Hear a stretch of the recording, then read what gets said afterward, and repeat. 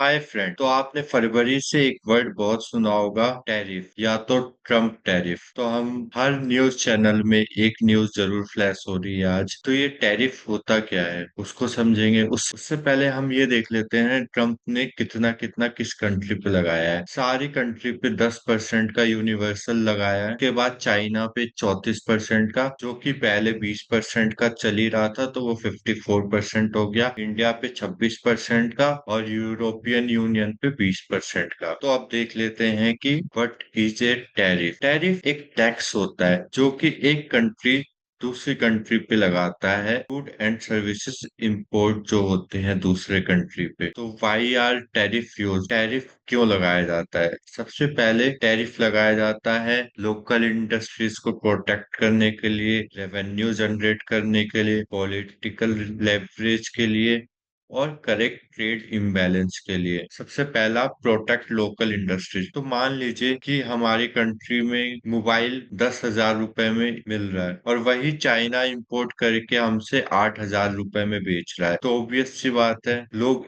China वाले mobile खरीदना पसंद करेंगे। तो इसलिए गवर्नमेंट उस पे 2,000 रुपए का और इम्पोर्ट ड्यूटी लगाता है या इम्पोर्ट टैरिफ लगाता है, जो कि वो बैलेंस हो जाता है। फिर या तो अब जो कस्टमर है वो इंडियन खरीदेगा, इंडियन मोबाइल्स खरीदेगा। Second, generate revenue. जो भी उससे टैक्स होता है वो इंफ्रास्ट्रक्चर में जाता है। थर्ड होता है पॉलिटिकल लिवरेज। कई बार कुछ कंट्री का आपस में डिस्प्यूट होता है तो वो लगाता है, जैसे यूएस ने मैक्सिको पे लगाया क्योंकि बहुत ज्यादा इमिग्रेशन आ रहा था। तो उन्होंने उसे कंट्रोल करने के लिए प्रेशर लगाया और उस पे इम्पोर्ट टैरिफ लगाया। Second, correct trade imbalance. अगर ज्यादा इम्पोर्ट हो रहा है कोई भी चीज, बैलेंस करने के लिए उस पे टैरिफ लगाया जाता है, तो इंपोर्ट और एक्सपोर्ट एक तरह से बैलेंस में चले। तो टाइप ऑफ टैरिफ, टैरिफ कितने टाइप के होता है? एक होता है एड वैलोरम टैरिफ। सेकंड, इसे दूसरा नाम इसका है परसेंटेज टैरिफ। और सेकंड, स्पेसिफिक टैरिफ। तो एड वैलोरम टैरिफ क्या होता है? मतलब अगर कोई चीज आपको 10,000 का फोन मिल रहा है तो उस पर डायरेक्ट परसेंटेज के हिसाब से लगा देंगे। वो 10%, तो मतलब 1,000 रुपए का टैरिफ होगा। 20,000 पे उसका 10%, 2,000 रुपए का, तो वो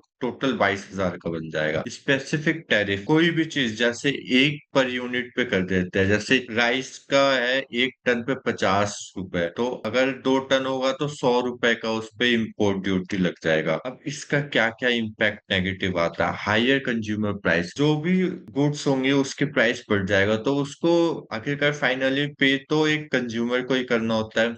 आपस में ट्रेड वॉर हो जाता है, जैसे यूएस ने चाइना पे लगाया तो चाइना भी उस पे लगाएगा। सेकंड, अगर कोई चीज दूसरे कंट्री की इंपोर्ट हो रही है, वो अगर महंगी हो गई तो जो लोकल प्रोडक्ट होगा उसके लिए कंपटीशन कम बन जाएगा, वो इनोवेटिव भी कम करेगा। Fourth, stock market instability.